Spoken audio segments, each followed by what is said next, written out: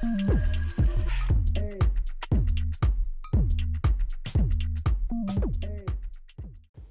би Жохоо байна. Ивент тэтгэгч Миг даатгал.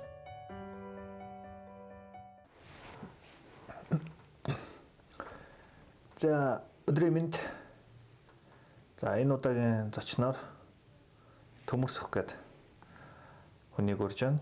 За миний мэдхээр бол хүний нөөцийн менежер бас нэлээдгүй хитэн бизнесийг эхлүүлсэн захирал айгүй олон талаас мэдэх байхгүй юу.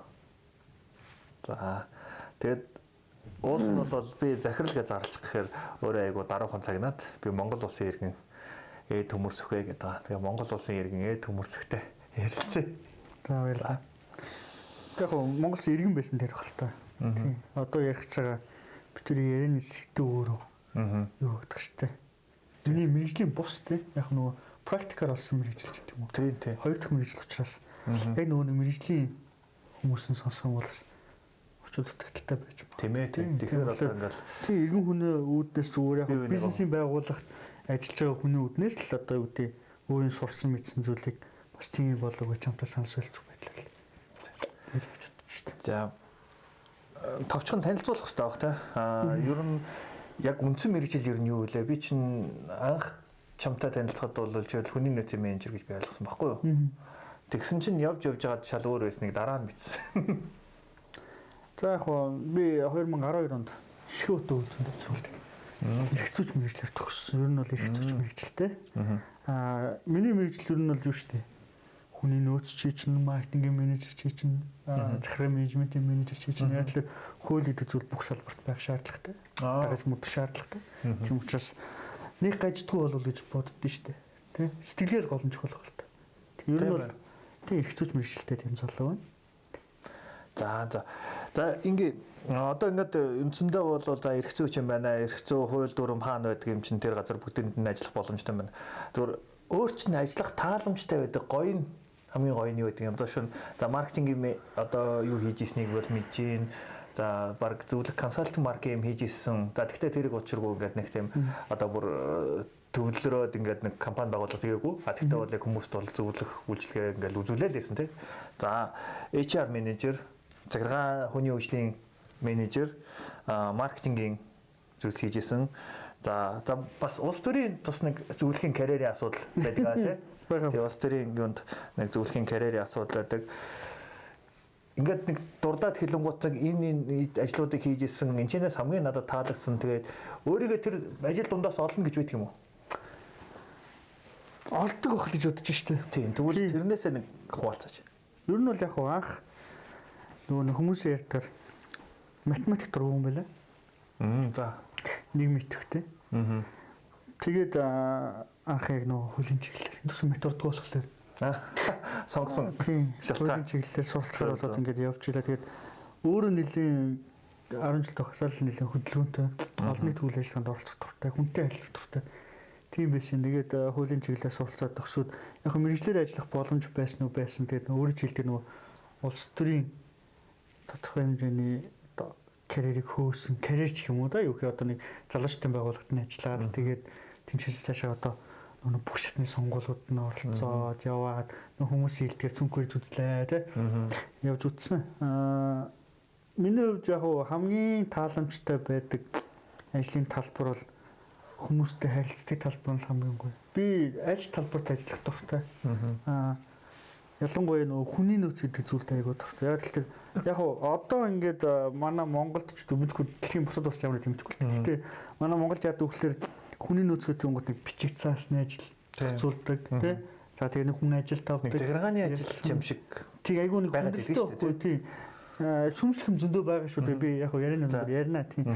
Тэгээд миний хувьд болохоор хүний нөөцийн менежер гэдэг бол тухайн байгууллагын өнцөг болон бүрт хүч ажиллаж чаддаг. Тэр байгууллагыг одоо үгтэй үүсгэн байгуулсан хүмүүсээсээ илүү сайн мэдэрдэг. Тэнд хэн ажиллах ёстой, хэн ажиллах ёсгүй, хэнийг яаж хөгжүүлэх ёстой бүх зүйлийг өөрөө тодорхой хэмжээгээр бодоод тооцоолоод тэрийг удирдлагуудад тайлагнаад тодорхой шийдлүүдийг гаргах шаардлагатай хүн байдаг гэж боддог байхгүй. Тийм болохоор хүний нөөц нь илүү надад сайхан санагддаг. Гэхдээ хүний нөөц гэдэг юм би сая хэлсэн. Манай монголчууд тэтгэлтэй байдаг. Хүний нөөцийн менежер, маркетингийн салбарт, менежментийн салбарт одоо тухайн байгууллагын бүх алба нэгжүүдэд оролцох шаардлагатай гэж боддог. Тэгээд ер нь бол хүнтэй ажиллах дуртай. Нээлттэй. Ер нь харилцаан дээр л үнэлсэн юмд бол дуртай юм харагдана шүү дээ.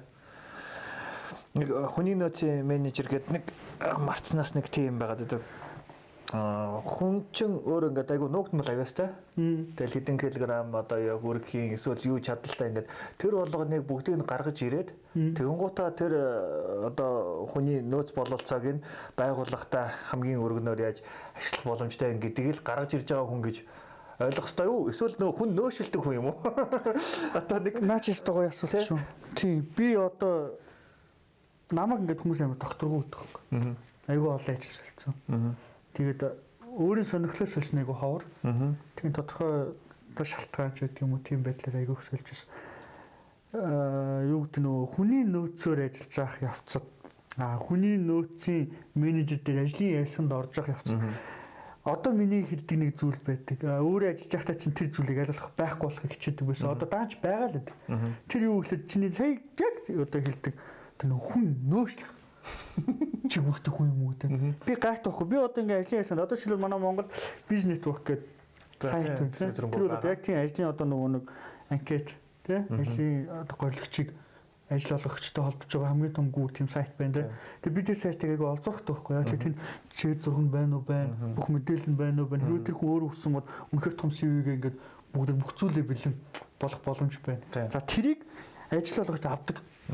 Би одоо өөрийн одоо сонирхож байгаа ажил одоо албамшааллаа өөрийнхөө анкетыг явуулдаг тийм. Тэрийг тухайн байгууллага авдаг. Тэгээ хүний нөөцийн менежер нь үздэг байхгүй юу? За.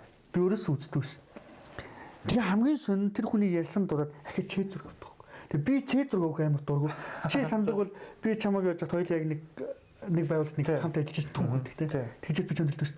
Энэ олон хүмүүсийн зураг одоо оршуулганд цуглуулсан хүний зураг юм уу? Эсвэл яг юунд тэгтээ одоо дэлхийд техно тийм модоо хайрлаа цаасны хэрэгцээгээ багасгах гэдэг тэр байгууллага тэр их цаашаа яах гэж гаргаад.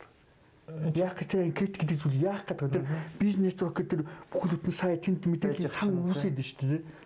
Тэр ямар шаардлагатай заавал бөглүүлдэг шүү дээ. Харин заавал бөглөөдөхгүй. Би ингэдэг. Би үнэхээр танай байгууллагад ажилд орох юм бол би 6 өгч болно. Би 6 өгье гэдэг. Яагаад тэр наван амир юу гэдэг нэг жоохон сүргээр хавталдаг. Яагаад гэвэл миний тэр зураг тэнд ингээд магадгүй эдийн засгууд би тэр зургийг 3000 төгрөг авахулж шнэ. Тийм биз дээ. Тэр нэг газар өгдөг. Тэр газар чи нэг сургууль болдог. Би нэг газар ажиллаж байхад яг тэгжсэн бохгүй. Хүний нөөцийн менежер би хүний нөөцийн менежер одоо сонгон шалгалт тавьсан менежер гэсэн. Тэгжээд ингээ манай яг хүний нөөцийн менежерийн хажуудлаа охин саунд айгүй олон хүмүүсийн чэйзэр өгдөг. Мухайн тий. Тэгээ би яг тэгтээ харах болчихсон. Би байгуулт чэйзэр өгөх гэж байхгүй. Тэгээд би өөрөөсөө хүмүүсээс нэг амар анкет бүглүүдэд ингээ хүсдэггүй. Яг ярилцлага хийхэд тийм. Тэгээ ярилцлага хийсний дараа тэр хүн тухайн албамшил дээр орох одоо үзүүлэлт нь тэнцсэн дээ. Дараагийн шатанд очих шаардлагатай гэж үзэх юм бол одоо удирдлагуудаас тавьсан шаардлагын дагуу яг авах тохиолдол байна. Гэхдээ чэйз зургийг бол нэг авахгүй. Яг л бизнес дотор хүссэн үсээгүү зураг та үнэхээр зураггүй юм бол авчлах юм байна. Тэгээд би гайхаад тоход яг зургаар яг яах гэдэг хадгалаад гоё юм шүү. Тэгээд хүн нөөцлөөд байна уу гэд ер нь бол тухайн байгууллагыг зүгтийн тодорхой хэмжээний одоо бүтцтэйгээр тэ батгдсан бүтцтэйгээр үр дүнтэй ажиллах процессыг бол тэр хүн одоо нөгөө гүйцэтгэж байгаа байхгүй одоо тодорхой албанууд албан нэгжээс яг манад одоо ийм албан тушаал дээр ийм хүн хэрэгтэй байна. Тэгээ ийм хүнийг одоо олж илрүүлээд одоо байгууллагад ингээд ажлын ясанд орлоо гэдэг бид бүхний нэг хэсэг болгож өгөөч гэдэг одоо ингээд захиалга явуулж байгаа шүү дээ. Захиалгын дагуу ажил олгогч маань одоо хүний нөөцийн менежер маань ажил хөдөлгчийг одоо дуудаж тэр ажил албан тушаалтыг тэмцэхүүгүй гэдгийг харж байгаа байхгүй. Тэгээ тэрэн дээр одоо юу гэдэг тэр нөөцлөөд байгаа юм уу гэдэг асуулт надад яг ингэж мэдэгдээд идэх юм тэр зураг координатыг ингээд цуглал дараа нь хэрэг болно гэж байгаа шиг тийм. За тэр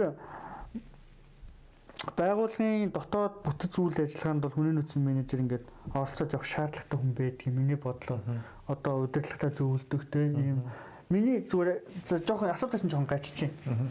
Менежмент гэж нэг зүйл үүдэг тийм. Менежмент гэдэг зүйл бол асар бага өртгөөр жижиг багаар томоохон ажлыг үр дүнтэй зохион байгуулахад чиглэдэг Тийм үү? Минимиг л одоо менежментийн гэж чинь одоо юу гэдэг хүнд хүчээр ажиллаж юм уу те эсвэл нэг хийцэн эсвэл одоо хийгдэж байгаа эсвэл ирээдүйд хийгдэх ажлыг хэрхэн хурдан шуурхай алдаагүй те тэгээд шийдэл багтаараа зохион байгуулах гэдэг дээр төвлөрдөг болов гэж би боддог байхгүй уул менежмент гэдэг зүйл. Манайд болохоор менежмент яаж байдаг вэ гэхээр эрсдлийн менежмент гэдэг нэг юм айгүй их ярьдаг хүмүүс. Тэрийгүүр яадаг вэ гэхээр айгүй олон одоо 10 асуудал байл ихэд 10 асуудал 10 хамгаалт тавьчаад өөртөө нэг тийм хаалтын бүс босгоод тэгээд тэрийг ингээд 10 зэрэгээр хамгаалдаг. Тэр чинь бас айгүй өөрийгөө хамгаалах тийм комфорт зон үүсгэж байгаа тактик юм биш үү? Тэгээд одоо би одоо юм бид ч дайнд орохгүйгээр тий байлдахгүйгээр өсөлтөгч ялан дийлэхгүйгээр ямар нэгэн асуудалтай нүр тулахгүйгээр ялчдаг жанжин бол байхгүй шүү дээ. Харин сэлэм мэргүүлэхгүй үр дүн гэж байдаг юм уу? Байхгүй шүү дээ. Тэгэхээр тэр зүйлтэй тулахын тулд яах вэ гэхээр үр дүнтэй жижиг баг хэрэгтэй байхгүй. Одоо нэг үр дүнгүй нэг ашиггүй зардал гэж байдаг шүү дээ. Тэр зардал тэгвэл тэр олон хүн ингэ яваад шүү дээ. Тэгээ энэ зүйлийг зөрөгтэйгээр нэг удирдлагуудаа зөвлөдөөд тий тэгээд удирдлагууд болон бусад баг одоо менежментийн багтайгаа хамтраад энэ зүйлийг хэрхэн үр дүндээ зохион байгуулж болох уу гэдэг дээр ярьсан шийдлийг гаргаад тэр зүйлийг хэрэгжүүлж байгаа менежментийг бол хүн эзэн менежер хийгээд явах хэрэгтэй. Манай тарин өстөө нөгөө нэг миний дургу байдгаар зүгээр бичиг цаас зохицуулаад нэг хүн ажилдаа аваад тэгээд нэг эсвэл нэг сургалт зохион байгуулалт. Тэгээд тэр сургалт нь яг үр дүнтэй байгаа мүү гүм үгдээ өөрөөсөө мэд. Манай хүн эзэн менежер наваг явах мэржлийн бос үеч одоо юу амар олон хүүхдээ ингэж магадгүй тэгт зүгээр хүндлэнгийн хүн шүү дээ. Би чинь бас өөрөө ажиллаж үтсэн, тодорхой албамшаалтай байж үтсэн. Тэгээд яг тэр ивент итгэгч миг даатгал. Энэ хүмүүсийн нөгөө ялгарлуудыг одоо баахан төгс бүгш хүмүүсийг ингээд нийлүүлсэн байгаа шүү дээ. За 80-аад оныхан, 90-аад оныхан, 70-аад оныхан, за 2000-аад оныхан бүгдийг ингээд нийлүүлээд нэг газар суулгаад. За одоо ингээд бүгдээрээ хамтарч ажиллаад тэгээд надад нэг үр дүнг авидэр гэдэг юмыг та нар хийх гээд байна шүү дээ, тий. Тэгэхээр тэр нэг онцлогуудыг юу нь яаж одоо яа тийм би энэ за 80-аад оных нь 90-аад оныхандаа заагаараа гэх юм уу, 90-аад оных нь мандалаад яваараа гэх юм уу. Тэр тал дээр нэг онцлог.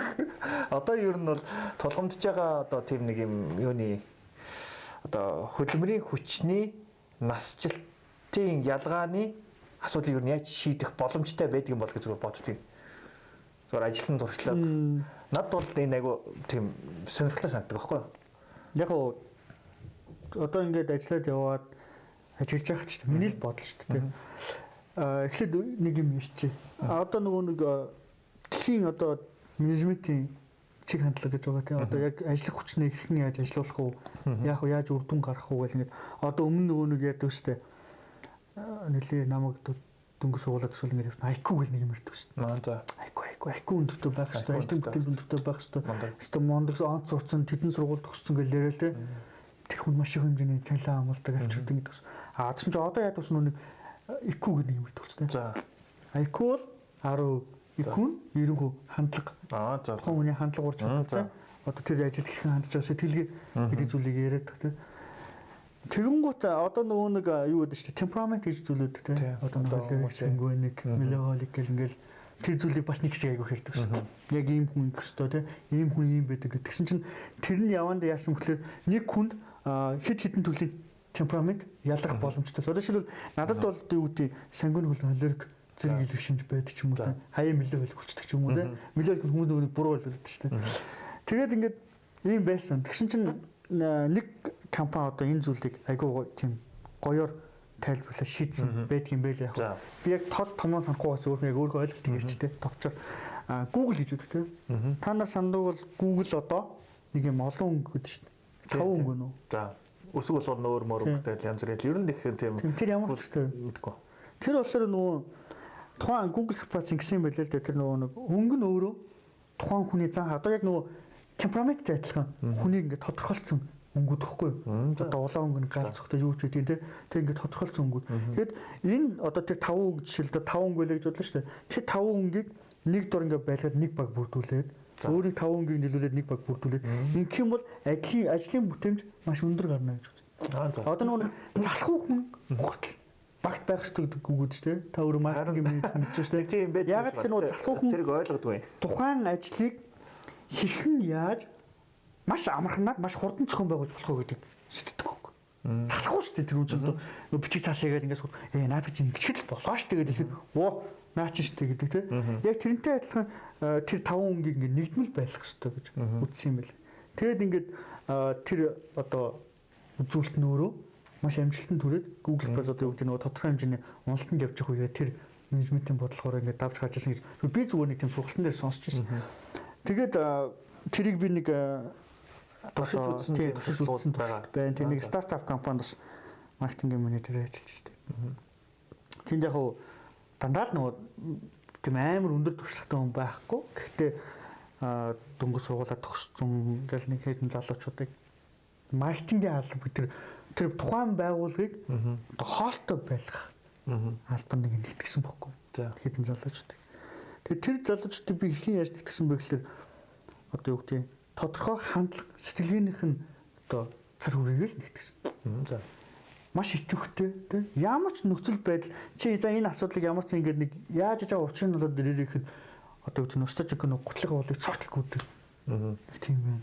За тэр өдөр шөнөгүй махруу суугаад чадахгүйсэн чамаагүй за энэ болж гэнэ үг авчиж үзүүлээд ингээд бичиг цасны асуудал шийдчихдэг тийм. Гэт маш их нэг одоо оюуны ботцоо шаардж суудаг тийм хүн. Өөрөөсөө хинтэл бол хинтэл уучраа олчдаг. Ястаа галзуу энийг юм байдаг. Тэс мөртлөө бичиг цаасны дээр төв байхгүй. Нэг тийм нөхөр байна тийм. Гэт ингээд ийм хөө юм төрөл бүр нөхдүүдийг нийлүүлээд ингээд нэг тийм старт компани маркетинг арга байх болсон. Тэднэртэй ингээд ажиллаж байхад нэг юм ажиллагдсан байхгүй. Тэр нь юу гэхлээр одоо нөгөө нэг түрүүний ярьсан айкучуд юм уу те. Скол нөгөө өөр нэг компаниас одоо манай хейт хантинг гэж үүдэж шүү дээ. Одоо уруулан авчрах гэж хэлэх юм уу? За тэгээ уруулан авчирдаг. Тийм нөхдүүдийг авчирчаар яадаг вэ? Тэр хүн маш өндөр цалинтай. Мэдээж тодорхой хэмжээний ажиллаад албамшаар ашигласан ч одоо өөр байгууллага хэрэгтэй шилжил ирнэ шүү дээ. Тэгээ нэг тийм юм. За тэгээ тэр хүн ирэнгүү тийм хүмүүс яадаг вэ? Тодорхой хэмжээний хүрээллийг үүсгээд, тодорхой хэмжээний ажлыг хийгээд, тодорхой ингээд нэг цаг хугацааг туулцсан өөр нэгэн үйлдэл баримтад тогтсон хүн өөр байгууллагад орж ирээд тэр зүйлийг ингээд оруулахдаа аюу тийм хойрог байдаг. За би ингээд хийчиндээ эсвэл өөрийнх нь нэг жоохон өөр нэг талаас те тэр асуудлыг эртлээ тооцоод ингээд санал орж ирэхэд тэрэн дээр юу гэдэг нь муухарладаг ч юм уу те янз бүрийн асуудлууд үүсдэг. Тэгээд дээрээс нь тэр хүнийг шахаж байгаа хүндрэлтэй байдаг ч юм. Үнэхээр сүпүүд байна л да ингээд шууд тасан зөвхөн ингээд ажиллаа явуулдаг те. Тэр хүмүүс ингээд ажлуулаа үр дүн гаргаад хөрсөн дээрээ суулгаад маш их цаг хугацаа зарцуулж маш их хөрөнгө зарцуулж тэр хүмүүс маш өндөр цалин гаргаж. За нэг хүнийг магадгүй би ч 5 сая авчирчлаа чөлөнжөл гарчсан. Тэгэнгүүт тэр хүн чинь нэг үгүй. Бүх зүйлд тэр хүн өсөх боломжгүй. Тэгэхээр тэрнийг дагаад дахиад авах нь баг бүрдэж таарна та. Тэгвэл тэр баг үнэхээр нэг лаг хүн авчирч юм чи дахиад олон лаг хүн авчирх шаардлагатай болчихж байгаа шүү дээ. Тийм байна. Манайхны үед одоо үзлэр бол тэгэнгүүт миний баг яасан бэ гэхээр юу ч мэдгүй хүмүүс байсан байхгүй юу? Цагаан цаас шүү дээ. Ихэнх шинэ төгсөж. Тэр зүгээр бүх зүйл ихнээс нь байсан. Нэгт асар баг цалингийн систем. Тийм үү? Задал баг. Хоёрт юу гэдэг тэр хүмүүст ямар нэг зүйлийг хийлгээд алдаагийн засаар ийм байх ёстой ч юм уу те эсвэл энийг ингээд туршаад үзгээд тэр хүнийг өөрийнх нь нөгөө хандлах нь өөрөө гол чухал шүү дээ. Одоо юу гэдэг муухралдгүй суудгүй тийм нөгөө хичээл зүрхлээ залуучдаг. Тэгвэл тэр хүмүүс чи яадаг вэ? Үнэхээр нөгөө нэг өөрийгөө хандсан би тулцсан гэсэн тэр хүмүүсийг утгах юм хөгжих хүсэл маш өндөр байдаг. Өөрсдийнх нөгөө нэг зүв болж байгаа зүйлээс кайф авч. Одоо чи битээр хамт ажиллах хэрэгтэй төстэй. Энэ болж байна. Ямар гоё юм бэ? Оройн нутахгүй юм хийдэг өстэй. Яг тэр шиг ингээд тэр залуучдыг зүтгэдэг ус.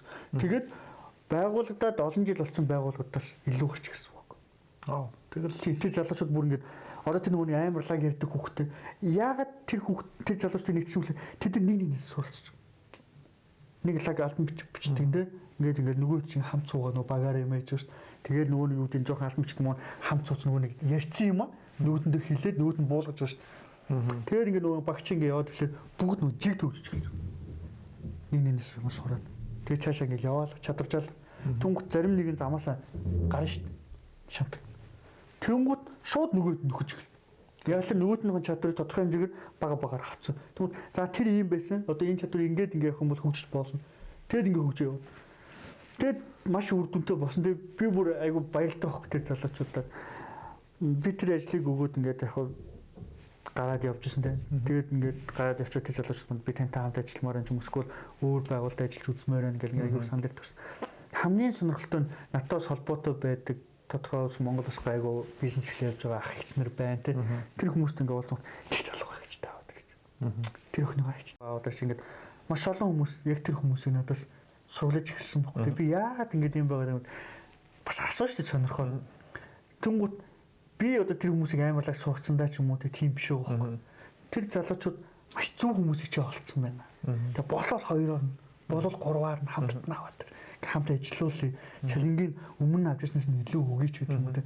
Ийм сандуудыг авч үтсэн байхгүй. Тэгээд зарим нэгэнд нь ингээд сандын тавиад ингээд явуулсан. Одоо би зүгээр яг тэр манай багт ажилласны охин айгаа бахархдаг. Тухайн үед яг мэдээж ингээд нөгөө цалин хөлс янз бүр юмнасаа болоод тэр стартап компани хэцүү шүү дээ. Тэгээд нөгөө нийслэлд даахгүй тэр ингээд хэцүү байгаад тэр хүүхд маань гараа авчихсан байсан юм байна намайг гашаа дараа. Тэгээд одоо тэр хүүхд ингээд өг салбарт ингээд ажиллаж явж байгаа тийм. Тэг ингээд харахад үнэхээр мундаг болсон нээлттэй өөргөө хөгжүүлэх тал дээр хичээдэг болсон дээ. Тим зүйл харагцсан ажиглагдсан. Тэгээд зарим нь одоо бүр ингээд шууд нөгөө фейсбુક дээр лайв хийсэн өөрөө юм ихлүүлсэн ингээд явж байгаа шүү дээ. Тэр бас ингээд боддохгүй миний бүтээгт ямар гоё юм бэ гэдэг. Тий, энэ дээр бол чи түрүү айгу юугаар хэллээ шүү дээ. Бич нэг лагдаа бич гэдэг юм уу нэрлээ шүү дээ. Тэгэхээр тэр хүүхдүүд залуучууд тэр үн цэнийг хаанаас олж хараад байна. Тэгэнгүүт нь тэрэн дээр нь чиний зүгээс ингээд ямар дэмжлэг үзүүлээд байгаа юм. Өөрсдөө олгохтол нь туслаад байгаа юм уу? Эсвэл дахиад тусдаа үн цэн гэдэг юмыг өөрөөр нь бүтээлгээд байгаа юм уу? Тэр хүмүүс юу олчоо тэнчнээс? За одоо хүүхэн дотроосоо юуг олох нь бол тухайн хүний одоо нөгөө мэдэрч байгаа мэдрэмжээс шалтгаална шүү дээ. Одоо шил би өөр зүйл мэдэрч байгаа. Би тэр залуучуудтай бол зүгээр юу гэдэг нэгт өөрийнхөө аль болох мэддэг чаддаг зүйлийг жоохон ч гэсэн ширлэхийг хүсдэг. Тэгээд тэднийг ингээд мэдээд яваас гэж байна. Хоёрт тэр хүн анх тэр багт орохдоо би юу хийвэл яаж үнэлэгдэх вэ? Тэ? Би яавал яах вэ? Хөдөлмөрийн гэрээ тодорхой тэ. Тэр хүн яг ямар үр дүнд хүрэл би ямар одоо үнэлэмжийг авах вэ? Тэр зүйлээ нэг маш тодорхой мэдсэн багш. Тэгээд тэрийг маш тодорхой мэдүүлж өгсөн. Дээрэс нь тэр залуучуудыг одоо үгүй дандаа ингээд муулах биш үү? Би зүгээр боддог. Одоо ингээд нэг компани ялангуяа тогтсон томоохон компаниуд авахлаа нөгөө нэг бурх болсон жоохон утцсан нөхдүүд ингээд хинж болохгүй чи тэглээ инглээгээл ингэдэггүй яах юм. Тэр хүнийг тийм нөгөө нэг үзэл бодлыг нь ингэж унагсаар байгаа тэр хүний юу болоод өглөөр ааж уусдаг босолгочдөг.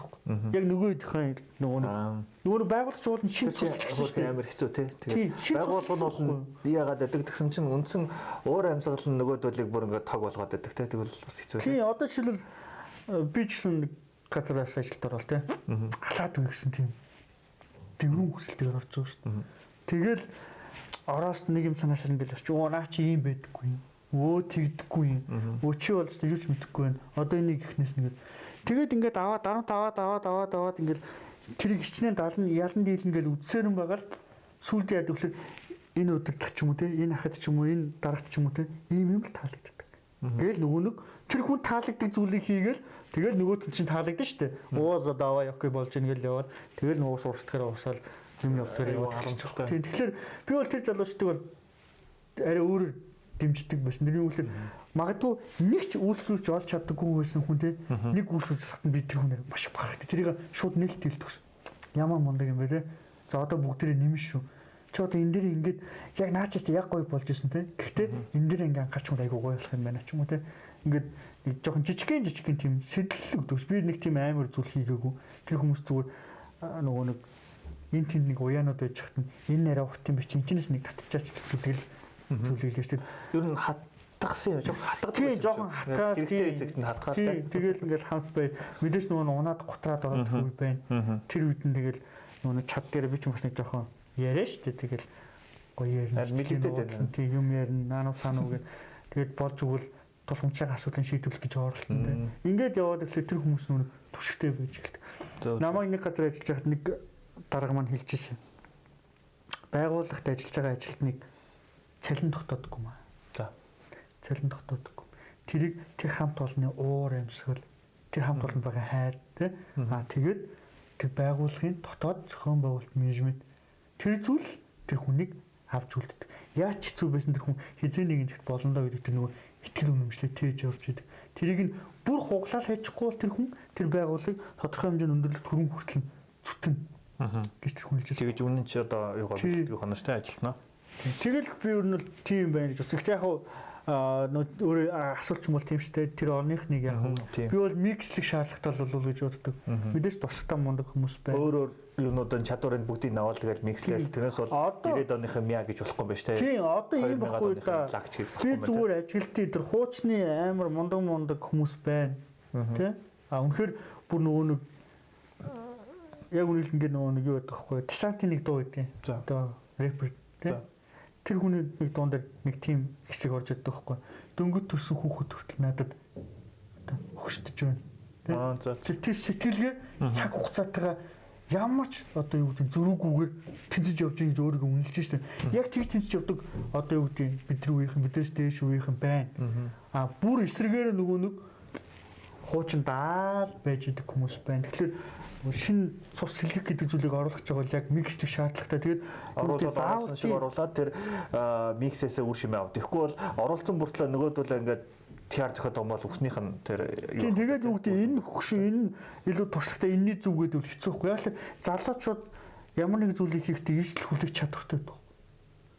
Хүн нөгөө олон эрсдэл зодуулаад чи чамаг хүн нэг шанаадлаа чи хоёр шанаадлаа гурав дөрөвдөгөөс чи шанаадахгүй гудна болио. Тийм шиг ядаргаа тэгээд шанаадлаа харахгүй байна. Тийм нөгөө хөгшчүүлсэн бол нөгөө нэг янз бүрийн юмуд ингэж тэгсэр яваад нөгөө муу санаа нь илүү их болцсон ингээд эрсдэл хүлээх чадвар нь жоохон хаагдаа нөгөө нэг комфорт зонд байх. Сонирхол. Ялангуяа би зүгээр шууд хэлхий манай төрийн алба яг тийм байхгүй. Яг залуучууд өнөөдөр ингээд үнэхээр мундаг залуучууд ирээд ажиллах хэрэгтэй. Тийм. Жоохон шагддаг юм шиг л. Гэтэ яг бас туршид дутагдaltaй тал байна. Манай Монголд ялангуяа энэ боловсролын систем. Би түрүү ярьжсэн. Нэвтрүүлгийн өмнө. Юу вэ гэхээр нэг ч удаа хүний нөөц хийж үзээгүй. Нэг ч удаа маркетингийн менежер хийж үзээгүй, тэ? Нэг ч стартап компанид ядаж нэг одоо борлуулалтын тогтоожуулах гэж зүтгэж үзээгүй, тэ? Багтуу нэг химийн туршилт хийж үзээгүй нөхдөд хүний нөөц заадаг. Хүн яаж сонгон шалгуулж авахыг заадаг. Тэр хүн магадгүй 30 жилийн өмнө 40 жилийн өмнө хэрэгжээд бичигдсэн ном тэ. Одоо ялангуяа ийм байдаг хгүй. Дэлхийд нөгөө дэлхийд манай Монголд ялангуяа би хараад идэв. Сурах бичүүд байдаг шүү дээ. Нилээн дээр үед гарсан сурах бичгийг арай жоох үгийн өөрчлөлт бичээл дараагийн сурах бичүүд гардаг. Нүн шин цаг хугацаа нөгөө нэг одоо ялангуяа сая л мань ковид гэдэг зүйл би бас нэг ёсны баярлж байгаа. Тэрний юу гэхээр Монголыг дэлхийд хөл нийлүүлэх бололцоогоор хангасан байхгүй юу? Би нэг хүнээс сонсон Mild Cosmetics-ийн нэг менежер хүнээс сонсчихсон. Тэр хүн юу гэсэн бэ гэхээр Японы дижитал маркет одоо онлайн сошиал маркетингтэй Монголын хажууд таанчгүй. Модо амар өндөр хөгжсөн танах болчихсон. Супер болсон. Гэж Япон мэрэгжилт өөрөө хэлсэн гэж байна. Тэгэхээр манайх тэрнээсээ бүр өсөнгө болсон. Сая энэ ковидын хөл хорой энэ зүйл дээр бизнесийн байгууллагууд нөгөө нэг уламжлалт outbound тэр нэг балаа уламжлалт маркетингаас саллаа штэ. Яг одоо технологийн зүүн ирсэн юм байна. Бид нэр явах хэрэгтэй байна. Гэхдээ энэ нь өөрөө жоохон хит манайхан ч нэг хит тууширдаг штэ. Би одоо сүүлийн нэлээд энэ жил яг нөгөө нэг inbound marketing, social marketing гэдэг энэ зүйл дээр нэлээд тулж явлаа штэ. Тэгээд зүгээр ажилласан хит тууширдаг. Нэг юм уугаад гэдгийг агуулга гэхээс илүү өнгөн дээр ингээд туушраад байгаа юм шиг л харагдаад байгаа байхгүй. Тэг ер нь бол яг үгүй би зүгээр боддог байхгүй. Чи ч өөрөө маркетингийн менежер үү мэдчихэж шүү дээ. Маркетинг хизээ ихтэй хаана дуусна? Би энэ асуултыг аягүй болон маркетингийн менежер асууж би мэрэгжлийн маркетинг биш байхгүй. Би зүгээр л практикаар ингээд өөрийнхөө амьдралыг залгуулах гэж явж байгаа залуу тий. Тэгээд чиний маркетинг яг хаана дуусна бэ гэд маркетуудаас асуухлаа янз янзын хариулт өгдөг байхгүй. Тэгээд зарим бүр инээдтэй ч хариулт өгнө. Миний бодлоор зүгээр би маркетинг чи хүссэн үйлчлүүлэгчээ дахин тэнд ирэх сэтгэл зүгээр хангаж чадж байгаа бол маркетинг тэнд дуусах байгаа байхгүй. Ялангуяа тэр нөгөө нэг гүйцэтгэлийг дуусгаж байгаа доод шаттай одоо нөгөө нэг гүйцэтгэлийн шат шүү дээ. Одоо жишээл худалдааны байгууллага гэхэд худалдагч тэр маркетинг дуусах байгаа байхгүй. Тэр худалдагч хүнтэй инээж харьцахгүй уурлал гаргах юм бол тэр хүн буцаж ирэхгүй. Ер нь би зөвлөж өгөөгүй бизнесийн байгууллагын нийт орлогын би нэг тоо уншижсэн тэр 50-аас 70 хүртэл орчим хувийг нөгөө байнгын үйлчлэгч эсвэл 90 ирэх тогтолцоогоор олж идэг гэж. Шинэ одоо үйлчлэгч бол нэг 30-40%-ийг л эзэлж идэг. Салбараасаа өөрөөр байх. Өөрөөр байх. Гэхдээ яг маркетингийг тэр нөгөө нэг тухайн бүтээгдэхүүний дуусгаж байгаа шатн дээр л эргээд байгаа хөөх. Тийм биз дээ. Тийм. Нэг иймэрхүү зөвөр одоо ингээд хитүүлээ бас хоёлаа айгүй олон салбарын бизнест ажиллаж үзээл те. Ингээл туршлагуудыг л өөрсөндөө хоримтлаад байгаа шүү дээ. Түүхээ бичээд байгаа шүү дээ. Тэгэхээр 1990-ад оноос манай анхны хувийн хвшлийн гараа гэж бодъё л да. Дөнгөж өнөөдөр 30 настай одоо залуу байгаа байхгүй юу? Тэнгуүч нь тухайн үед чинь манай аав ээж нар ч юм уу эсвэл ах ихнэрийн үед ингэсэн одоо нөгөө 2 дугаар шатны захирлууд байгаа байхгүй юу? Үеэрээ гэх юм бол те 2 дугаар шатны эднэр маань харин одоо энэ нэг хэлхээ эсвэл нэг менежмент юу гэлөө хэр сайн авч явж гин гэж боддог бай. Ивент тэтгэгч миг даатгал. Одоо нөгөө дэлхийг глобализж байгаа гэдэг шүү дээ. Манай монголчууд яг өөрчлөлт нөгөө 90-ад он гараад нөгөө ачлал ялаад нанаа цанаг бол одоо нөгөө гадшаа дотоошоо сургуульд яваад яг өөрийнхөө хүссэн чиглэлээр улсаас нөгөө нэг заасан хуваар юм биш. Яг өөрийн хүссэн чиглэлээр суралцаад Монголд хурж ирээд тэр чиглэлээр ажиллаж байгаа мундаг шивнэ зөндөө би бүр ямар мундаг юм бэ гэл ингээл үзээд бүх юм уншаал ингээл судлаад явдаг.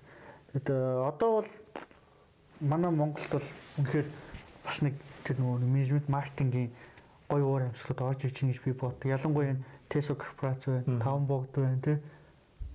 Энэ газрууд үнэхээр нөгөө нэг юу гэдэг менежментийн бодлого гэдэг зүйлийг бүр тасрах орж ирсэн. Одоо оюутлогоо байна. Тэ оюутлогоо энэ бол менежментийн бүр төгс шийдэл واخгүй. Тэнд хүний алхах гიშгэх тэр онгоцон цууг, автобуснаас гарах тэр бүх зүйл одоо нөгөө нэг анхаагийн нэг шинэ жилийн нэг одоо фан ирээд штэ хүчтэй тий. Хөтлөгч анхаагийн нөгөө онгоцноос буухад автобусаас буух юм шиг бүгд ингээ очиодоо зогсчдөг гэдэг.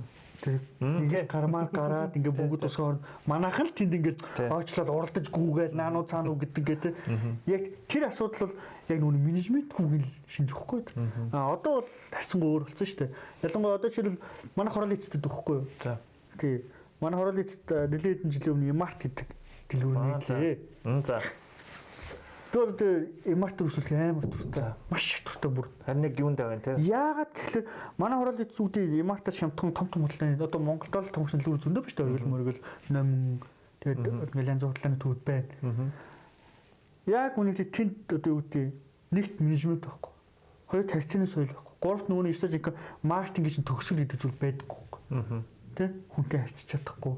Хүний нүд рүү харж чадахгүй тий хүн ямар нэг байдлаар зөвлөгөө өгч чадахгүй тэгэхээр би нэг юм авах гингууд нөгөө тайлбарлах хүний хайгаал хэдэн минут гараа өргөд тэнд ирж байгаа шүү дээ тий тэгэхэд тэнд тасгалан дээр байж гин хамгийн гоё нь юу гэж монголчуудыг юм сургаж болдог гэдэг зүйлийг смарт карт Emart 2 хийсэн байхгүй смарт ямар юм смарт карт автобус смарт карт шүү дээ тэгээд ч юм бол нэг Emart 2 Монголд менежментийн шийдлэгтэй зүйл хийсэн байхгүй тэр юу гэхээр би зүгээр энэ худлаа гэж магадгүй би зүгээр фэйсбүүкээс илүү нэг хаашин жил гэж сонссон. Солонгос тэр картын систем биш үү? Тэрийг суулгахын тулд 10 жил хэцүүсэн гэсэн. Манай монголчууд яг үнэхээр авцаа зогтож гүйж ороод ингэдэг л байсан шүү дээ. Намайг жоохон мөртөө тийм л байсан. Тэгсэн чинь баг хэрэгжих жил болоогүй бүгд уртлын хаалгаар ороод автлын хаалгаар буудаг. Систем орцсон байхгүй. Одоо бүр яг баг гуйлагч нь бүр тэр нөгөө бүр гуйлагч ингээл хүмүүс үзий яриад хүмүүс картон ороод автлын хаалгаар ороод бууш. Emart-д нэр наачи гоё ололттой тал шүү дээ. Тий, одоо юу гэж байгаа байхгүй юу? Хороол дүүхэй гэдэлгүүрээд. Сая ковид үед ингээд нөгөө нэг яаж ч ор хаалга гарах хаалга гэдэг үе тусгаарлаа шүү дээ. Тий. Тэрнээс өмнө хаана байсан гэхлээр Emart гэсэн баг. Зөвхөн тий шатаар гарна, дээшээ гарна. Зөвхөн энүүгээр орно, зөвхөн энүүгээр гарна. Хэрвээ та хоёр дахь юм аваад гачаад буцаад орох юм бол заавал нэгээс орно. Орох л ёстой. Түүнээс их ч нэг орчих гэдэг зүйл байхгүй. Энэ бол хатууд мөрдөж байгаа тэр байгууллагын соёл ихгүй. Менежмент ихгүй. Энэ зүйл чинь өөрөө нөгөө алдаа эндэгдэл гарах ч юм уу те. Тодорхой зүйлээс айгүй олон зүйлс сэргийлж байгаа шүү дээ. Тэрөөсөө анзаараагүй юм байна. Гэхдээ энэ чинь бол монголчуудыг амар том юм сурсан. Тий, айгүй том юм сурсан байхгүй юу. Тэгээ одоо манай орд мэдгүй. Тэгээ сая ковид ингээл зогтол зарим газар ингээл нөгөө нэг хэрүүл уруул болж л ороолаа. Би л тийм юм хараагүй. Emart очил хүмүүс нь бүгд фичг зогсоол гэдэг ороод. За түрүүнээс хойш баахан албар хууч юм шиг юм яриачлаа та. Одоо гоё нэг тийм одоо айгу ололцтой байсан ч юм уу эсвэл дурсамжтай ч юм уу тийм нэг тийм байгууллагт ажиллаж байхад ингэжсэн ингээд тийм дурсамжтай нэг юм яриач. Яг өөр чин тохиолдсон амьд кейс гэдэг те. Нэрээ ингэсэн чинь амарсан. Би бол саяны Emart Тэ кондукторгүй болголоо. Тэ энэ чинь болоод бид нар ингээд ийм сэтгэлгээний хэрэглээний соёлын төвшинг авчирсан гэдэг юус анзааргүй байсан байхгүй. Тэгсэн чинь нэр анзаарсан. Бид нар заавал нөгөө чимхүүлж байгаа төлөөч мөлөөч гэж төлдөг байсан шүү дээ. Тэгвэл зүгээр тулаач гал тэ. Тэгсэн чинь болоод энэ бол айгу монголчуудын сэтгэлгээг бүр ингээд эрс дээдлийн төвшөнд авчихсан юм байна шүү дээ. За одоо тэр зүгээр дурсамж өөрийн чинь одоо HR-аар ажилладаг ч юм уу эсвэл одоо ажиллаж байхад би нэг ийм тохиолдсон. За яг би одоо нэг амар ингээл дурсамжсаад ах жоох тий.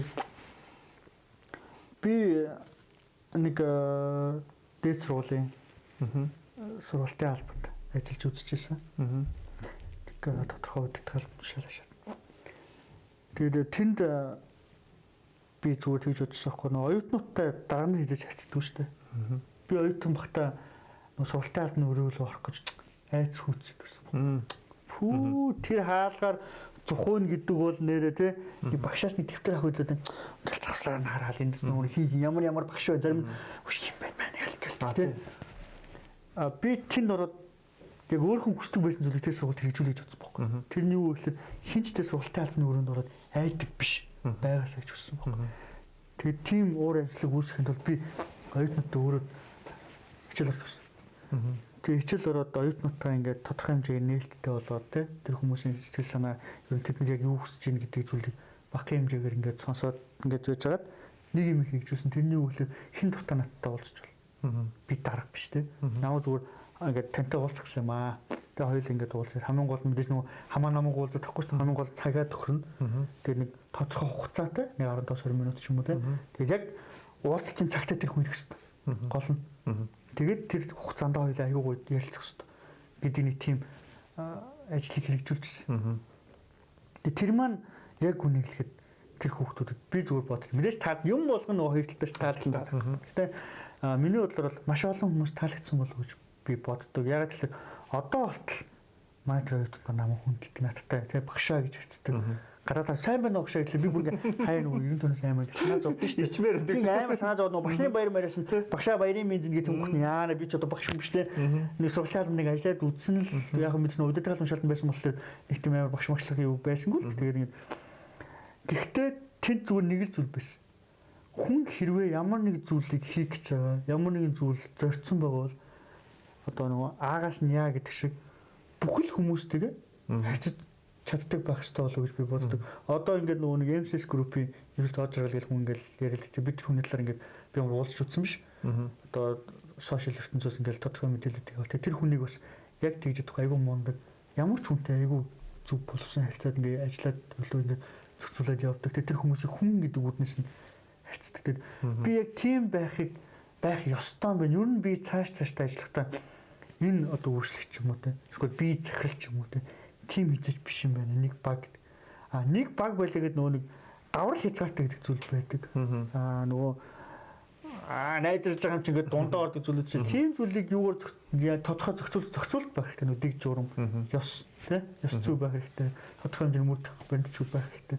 Тэгж байгаа тэр хүмүүстэйгээ хим хэмжээний үднэс хүн чанараар одоо харилцах хэрэгтэй юм байна. Тэр хүмүүсийг ойлгох хэрэгтэй юм байна. Тулгамж байгаа асуудлыг сонсох хэрэгтэй юм гэдэг тэндээс ойлгох. Тэр айгүй гоё биш. Тэнд би бүр тэнд бүр кафе мөрдөг гэсэн. Айгүй гоё гэдэг гэсэн. Ажил жаргалтай ажилтдаг шүү дээ. Одоо ингээд бид нэг юм одоо сая гаруй хүнтэй нийлэлтэй амьдарч штэ тий. Тамаа подкастын нэр ч гэсэн уул нь бол энэтэй нэлээд бас холбогдох ёстой гэж зүгээр боддгийг. Хойшлын социализмын нэг Оросын кино байдаг л да. Тэрэн дээр болохоор Москва слеза мне верить. Тэр нь болохоор Москва нөлөөлсөн дургу гэдэггүй. Верить гэдэг нь тий. Тэнгуү чин манайхан нөгөө тухайд орчуулахдаа яг өнөөдөр шиг юм Улаанбаатар руу орж ирсэн төвлөрөл байхгүй байсан учраас амьдрал нөлөөлсөн дургу гэж орчуулсан байхгүй юу. Тэгэхээр яг энэ одоо Монголын ингээл одоо тийм бүгдээрээ Улаанбаатар руу орж ирээл нэг Улаанбаатарын хүн болох гол ингээл хичээж байгаа юмыг ойролцоогоор нэлээд хэдэн жилийн өмнө Москвад бас хийжсэн байхгүй юу. Тэгэхээр тэрний нийгэмд зориулсан кино нь болохоор хэрэв Москвич болох гэж байгаа бол те худлаа уйлаад хэрэггүй гэдэг агуулга гараад байгаа байхгүй. Тэгэхээр энэ 3 сая хүнээс хашаа нэг сая хэдэн зуул орж ирээ. Тэгээд юу яаж байгаа бол ингээд нэг худлаа яадаг штеп нэг жоохон болохгүй байна газар өгөөч, болохгүй байна яагаач гэх юм уу. Эсвэл Монгол ер нь Улаанбаатар ер нь настай гэдэг ингээд жоохон тийм юуны нэг талаасаа гутралын юм уу, нөгөө талаасаа нэг тийм нэг юм ивент тэтгэгч нийт даатгал. Эрслийг ер нь хувийн зүгээс одоо ер нь ядгийн гаруул гарыг гэдэг юм уу эсвэл даач чадчихвал яа ер нь та эрслийг ер нь яаж хийдэг? Яг ч одоо тэгээд гаргаал дэлхийн өөрөө тэгэл хөгжиж штэ одоо нөгөө гадаад одоо тэнгууд солонгос гэдэг юм уу даатгалын системүүд энэ зүгээр амар газар авчлаа шүү. Бруталчлаа штэ. Юм болгоны даатгах гэдэг. Одоо дэлхийд чинь юм даатгах хүмүүс өндөө одоо Jennifer Lopez бүхсөө даатгах чааш штэ. Илтгэж мөрөө олон жил юм штэ. Манайд л одоо даатгалын систем одоо л нэг задарч эхэлж штэ. Ер нь бол би бол зүгээр тэр эрсдлийн даатгал гэдэг зүйл байх ёстой болов гэж боддог. Ялангуяа тэгээ алхам бүртээ ингээд тодорхой хэмжээгээр эрсдлээ даатгах шаардлагатай гэж. Одоо саяхан манай нэг ах хүн машинтайгаа лагер руу явж байгаад маш их шавар шахгүйтэй тэр мостом машинтай тэрэндээ ирдэл таквал гарсан чи яасан шаврын бүтийг л ч юм уу мод мөгчтөн байгаа ч тийм гэрэлмэл байхгүй шүү дээ. Тэнгуут тэр хүн гэж нөгөө нэг пэусэр ихлэ даавсгүй дуустай хараалаа хэлэл ингээд гिचүүж байгаа байхгүй юу? Нэг л зүйл тэр нөгөө нэг эрсдэл тэр нөгөө даатгалт гэдэг зүйл тэр хүнийг аварч байгаа байхгүй юу? Тэ? Түүнээс зүгээр юу гэдэг ямар нэг байдлаар тэр эрсдлээ даатгалаагүй байсан бол тэр хүн өнөөдөр 2 сая 3 сая орчим төгрөгөөр ингээд зүгээр л тэр манаас юу ч болоогүй зүгээр гэлгүй хайжсэн чинь гიშгсний төлөө хайх гад гიშгсний төлөө тийм ингээд асуулт очлоо шүү дээ. Ямар ч машин байхгүй, шинж байхгүй зүгээр л хэдэн модтой газар л пад госчих жоохоо. Тэр болчихж жоохоо. Жохон юу яасан бол өөр л байхсан багтаа. Гэхдээ тэр чинь яаж мэдхийн тэгэл за харих үр дүндээ очих гэдээсэн. Тэгээд би жохон муухай хийж магадгүй. Яг нэг тийм машин чинь нэг юм ярьч болно шүү дээ. Саяхан яг манай зүгээр одоо холын холын хүн юм да нэг хүн залуу хүн л дээ. Нас орсон байхгүй. Тэгээд тэр хүн яасан бэхээр маш их нэг зээлтэй байсан. Зээлүүд маш ихтэй. Тэгээ нас барсан. Одоо нөгөө манай ч нөгөө зээл тэр хүн өгсөн байсан хамаагүй тэгэл нэхин штэ. Тэр бүлэшн нөгөө үлдчихэв. Тийш тэр байгууллага мөнгө өгчөөд өгчөж гин волейбол гэх мөнгө авахгүй штэ. Харин тийм аав штэ. Төвшөртөө учраас мэдгүй штэ. Мөнгө аавна. Тэгэнгүүт би зүгээр сонссон байхгүй. Эхнэр нь тэгж хэлсэн гэж байгаа байхгүй. Хэрвээ амь даатгал хэлэгдсэн байсан бол тухайн зээлийн баг 80 орчим хувь төлөх боломж байсан. Тэ? Тэр сонсоо би юу гэж утсан бэл би одоос амь даатгал хэлэх хэрэгтэй гэж утсан байхгүй. Яг би өнөөдөр Монголд яг үнэхээр өглөө аав нь ажилдаа гарч яваад орой ирэх магадлал айгүй хэцүү байхгүй да. Тийм үстэй. Үгүй нэр амар л. Үгүй нэр хүний амьд батгах сонирхгүй. Зүгээр өглөөхөн тэг гоё юм яриад явж ирсэн найз маань орой уц дуграал гэрийнх нь ингээд хүмчлөө гэж ярих юм зөндөл байдаг шүү дээ. Тийм амьд. Тэгэхээр тэр одоо бид нар шиг тэг үр хүүхдтэй тодорхой хэмжээний ардаа санаа зовх зүйлтэй хүмүүс заавал эрсдэл тооцох. Магадгүй би үхээд өглөөхөд нэг ч ихсэн юм үлдэх хэрэгтэй байхгүй. Тэмстэй. Нэг юм ярьдаг байсан шүү дээ. Зүгээр хар угаар хэлэх юм бол ядахна авсныхан мөнгийг бэлтжээд өгөх гэдэг. Яг үн тийм байхгүй. Хар угаар хэлэхэд одоо бид нар чи шинэ үхлээ бол бүр баларх нь байж тээ. Чи дасан мөнгө ингээл хураагаад чадахгүй хүн болгож чадахгүй. Амжихгүй л шүү дээ. Тэгэхээр чин тодорхой хэмжээний багаар тэр нөгөө их хэмжээгээр мөнгө хэдэн зуун сая хураах боломж байхгүй шүү. Тэгэхээр тодорхой хэмжээний жижигхэн даатгал хийгээд ингээ явж хахад магадгүй чи хэрэгтэй юм болов уу гэж би бодож байгаа. Тэгээд би бол тэрийг бол заавал хэлнэ гэж бодож байгаа. Эвгүй ч гэсэн бүртлээ өнөхөр юу вэ те? Энэ бол амьдрал шүү дээ. Шууд дууны өнгө сонирн болоод явчлаа. Энэ бол амьдрал. За юу яа. Одоо ингээд тейлээ нөлөөсөн дургу шүү дээ. Тийм байна. Тийм хуурдахгүй юм байна, дургу байна юм байна. За одоо ингээд нэг төгсгөлийн би ингээд дандаа албан юм ярихгүй. Одоо ингээд хоёлаа гоё өшөө чөлөөт нэг юм яриа тэгээд дуусгая. За хүн төрөөд за мэдээж амтналаг юм чин те. Одоо мухаа хэлж ин л да би миний айгу ярианы соёл муу шүү. Ялгаахгүй шүү дээ. Урууд мөлдөхтэй. За ингээд түүхтэй болчлоо. За нэг юу ярих хэвээр мод тарих хэвээр ч гэдэг юм уу те. Байгаль гэдэг бас нэг үр төлөх хэвээр те. За мод тарих ч юм уу нэг юм ядахнаа нэг хордуулахгүй байх баг хордуулъя. За тэгээд нэг ном бичих хэвээр. Тэгэхээр нийгмийн төлөө нэг та нэг энэ нэг төмөс өгөх гээд нөхөр одоо тэдгээр 100-ны тэдэн оноос тэдэн онд амьдарч исэн юм аа энэ нөхөр ингээд нийгэмдээ тийм эс юм байна. За одоо хэдэн шавнарчин болоо нэг аятайгаа хийцэн гэж хэлэх нь шүү дээ. Тэрнээс гадна юу нь юу хийж үлдээ гэж юу нь боддог вэ? Магадгүй одоо тэр юуны салбарт одоо ингээд би нийгэмдээ нэг ийм гоё тогтолцоо үлдээх юмсан ч гэдэг юм уу те. Өрөөтөлж байгаа хэлбэр байхгүй. Өрөөтөлөх үү?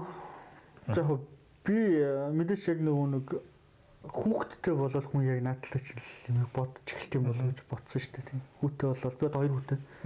Тэгээ анхныхаа хүүхдөрөө тодорхой хэмжээний ажил төлөе гэдэг ингээд явж байхдаа бодож ирсэн.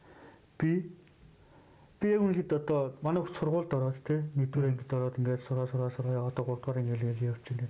Яг үнэхээр энэ боловсролын систем гэдэг зүйл үнэхээр дургу байхгүй юу? Манай Монголын систем үнэхээр бүр ойлмаар, гомдмоор одоо салбарын сайд нь өөрөө хүртэл арайч дээ гэдэг үг хэлжлээ шүү дээ. Тийм.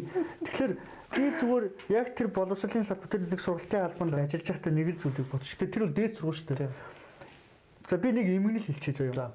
Өнөөдөр би бүхэл бүтэн дээд сургуулийн ингээд сургалтын танхим зогсож байгаад Монгол ёс заншил бидний үг дээдсээс уламжлагдаж ирсэн хитгэн зүрх гэсэн үг хинч мэддэг. Тэр сонсож байгаагүй зарим бүр what наач одоо яг юу гэсэн үг те утгыг мэдгүй. Утга нь юу гэсэн утга юм бэ хаа? Монголын хууль 3 хоног юу гэсэн үг байсан чинь 3 хоноор дуустах хүмүүс үгүй л ахгүй. Тэр чинь өөрөө те эдэн богд Чингис хаан ч юм уу тэр дээрээс гарсан тэр зарлиг 3 хоногийн турш тийм бүх зүйл хүрсэн байх гэсэн уул нагуулах. Тэр сайхан агуулга шүү дээ. Тэгсэн чинь тэр нь одоо Монголын хууль 3 хоног өөрсдөө ч нийгэм нь ингээд юм тэн болгоцсон. Тэгээ би тэр боловсон салбарт ажиллаж би зүгээр бодсон. Би өөрөө боловсон салбарын хүн биш. Гэхдээ магадгүй би боловсролын шинжилэл инновац гэдэг зүйлийг жижигхэн ч гэсэн юм хийж чадах юм бол ирээдүйд миний хүн энэ тогтолцоог те миний аав ингээд жоохон өөрчлөх гэж оролдож ийсэн шүү гэдэг зүйлийг яриасаа гэж хүсдэг. Яг хуу бизнес одоо тодорхой хэмжээгээр ингээд ороод ажиллаад одоо амьдрал ахуйгаа авч явах гэж явж байгаа залуугийн хувьд бол би нийгэмд одоо нөгөө нийгмийн ажиллах гэдэг юм шүү дээ. Би тэрийг байгууллагууд ингээл нэг хүнд нэг гэр өгөөч юм ингээл бизнес эрхлэлийг битгий дэмжээсэй гэж боддог. Тодорхой хүнд өгч болно. Гэхдээ тэр зүйлийг авахын тулд тэр хүн ямар нэгэн байдлаар хөдөлмөрлөх тодорхой хэмжээний үр дүн гаргах тэр зүйлийг шалгуурыг тэр нэг ямар нэг тийм сэжмийг гаргаж өгдөг байгаасаа гэж хүсдэг. Дээрээс нь байгууллагатай ажиллаж байгаа бүх ажилчдыгаа тийм нийгэмд хариуцлагатай байх тэр сэтгэл зүг, ажилтаа хариуцлагатай байх тийм аливаа зүйлийг чин сэтгэлээсээ хийдэг байх. Тэр сэтгэл зүг суулгаж өгдөг тийм процессыг нэвтрүүлээсэй гэж хүсдэг. Би тэрийг зөвөр ингээд өөрхөн бизнесийн үйл ажиллагаанд ингээд нэвтрүүлээд явуулаад тийм байнга бодож явдаг. Тийм түүнээс нөгөө оюутнуудтайгаа ярилцаа суухтаа би энэ хүмүүсийн бүгднгийнх нь сэтгэл зүрх амьдралд байх ёстой юм гэж би бодсон. Тэгэхээр яг хичнээн одоо би бизнес амжилт магадгүй амжилт гаргаад гэдэг мундаг болоод хэдэн 100 хэдэн мянган хүн ажилтдаг болсон ч гэсэн аль болох нөгөө өнцөг болон бүртээ хүрдэг тэр хүмүүсийн сэтгэл зүгээс дэмждэг. Эргээд тэр хүмүүсийн хүнлэг нийгэмтэй байсан өмнө байсан манай монгол хүмүүс ууштай найрсаг зочломтгой нэгэндээ сайхан сандаг нэг гой хөштэй байгаа юм ярьдаг тийм залуучууд тийм нийгэм байгаасаа гэж үзээ. Тэгэхээр миний хүүхдийн ирээдүйд бүгд нэг л муухай харсан. Бүгд энэ надаас илүү байна гэж харсан тийм муухай нийгэм үүсгэж байгаа учраас тэр зүйлийг өөрчлөж гэж хүсэж байна. Тэр зүйлийг өөрчлөлт угаасаа юм зүтгэн одоо ч бас тодорхой хэмжээс нэг төрийн бус янз бүрийн байгууллагыг байгуулад тэрний эсрэг тэмцэх гээд бэлтгэл байдал хангаа явуулсан. Гоё. Ингэдэг юм байна. Би энэ одоо подкаст гэх юм уу одоо олонний өмнө нүдэн дээр л одоо найзтайгаа нөхөртөөгөө би хүн болгоноос ингэж юм олж ойлгох гэж хичээдэг байхгүй. Ерөнхийдөө суусан газараасаа шороо атах гэдэг хэлбэр юм байна. Тэгэхээр ер нь бол тийм хүн тий.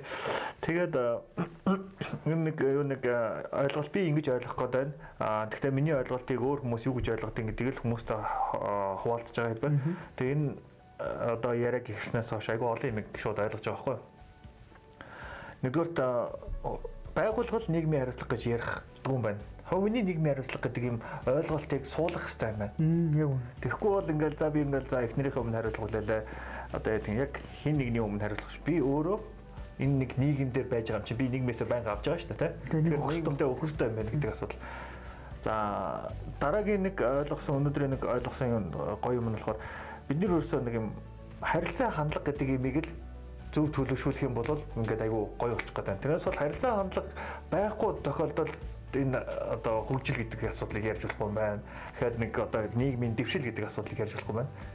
Тэг ийм л юмыг өөрөө чинь ойлгох гэж орлоо. Тийм. За. Одоо дээр үеийн киног одоо нэг хүмүүс үзээд итгэхгүй байх л та. Киног нь үзээд баг энэ бараг зохиол дэлгүүх гэдэг нэг кинонд дээр чинь сонгон нөө давс нөө гэдэг нэг хаалт. Өө ахын танаа доотлоо ялуу юм байна гэд. Гурлаа тэр гоё байсан бохоо. Наваа жоохон бахад л гоё. Би тэгтээ ганц оройд ингээд ээж байхгүй юм бол доотлох хайлт орол хүүхдэд тоглож суучдаг гэсэн. Бүгд тэндэг. Тийм байна тий. Тэр чинь гоё нөөний эерэг хандлага тий. Зөв нэгнээсээ болгоомжлтгүй тэр зөв нийгэм бохгүй. Эдийн засгийн лөө шилжиж болно. Амьдралах өөр болж болно. Тэмцэлтэй байж болно. Гэхдээ хүнлэг багч хүн байна ч тий. Нийгэмдээ эерэг ижээ шидэлтэй. Тийм байлгүй шүү дээ тийм шүү дээ. За. Өстой гоё яриа боллоо. Баярлалаа хурж уулзаж юм асуусанд. Тэгвэр ойр дуулзааг өгч хэлэх үү? Харин тийм ойр дуулсан юм шүү дээ. Сайхан яриа боллоо. Хурж ирсэн дахин баярлалаа. За маш их баярлалаа. Намаагаас энэ нэвтрүүлэгт ингээд подкасттэй. Одоо оролцсон маш их баярлалаа. Тийм өмнө мөрөөдөж ярьдаг л байсан. Би нэг гоё нэвтрүүлгийн чи орж ирээгээд. Тэгээд яг нөгөө салбарын мундаг спикер ч юм уу мундаг хүмүүс миний ярьсан зүйлийг битгий буруугаар ойлгоо. Тэгээд энэ бол хөв хүний бодол, хөв хүний техник хөгжил. Тэгээд би нэг үгийг хэлэх дуртай. Тэ хөгжихийг зогсохгүй хөгжих хэрэгтэй. Тэ хизээч зогсож болохгүй. Тэгэхээр техникийн хөгжлийг хизээч битгий зогсоогоор би энэ салбарыг биш гэдэг тэр салбарыг битгий хаяараа бүгд эерэг байх хэрэгтэй. Тэгээд мундаг эерэг найздаа маш их баярлаа. Улаанбаатар нөөсөнд итгэхгүй байх хэрэгтэй. Тэ итгэхгүй байх хэрэгтэй. Тэгэхээр ийшд дандаа хажууд ч юм байна. Тэгэхээр өөрийгөө эрслэж татаж авдаг байх хэрэгтэй. Баярлалаа. За гар барьчихлаа гэж яа тий. За тэгээ. Найзтайгаа тэр одоо хүл хамт хүйдэ тий. За баярлалаа. За. Тэгэд энэ нэрслийг ер нь ядгийн зүгээр үү.